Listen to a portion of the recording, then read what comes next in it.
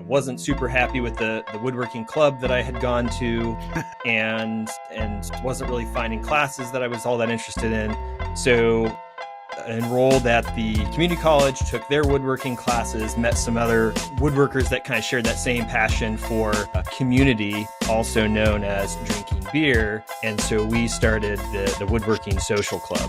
The Woodworking Social Club is essentially a drinking club with a woodworking problem that we got together at breweries and showed off what we're working on. And we would talk to new people that came in. Hey, you live in this area, I live in that area. You have a joiner, I have a planer. Let's get together, mill some boards. And so the Woodworking Club was really that first kind of step.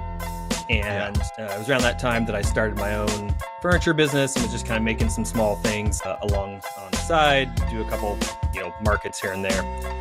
And people really started wanting more classes, more presentations from the club.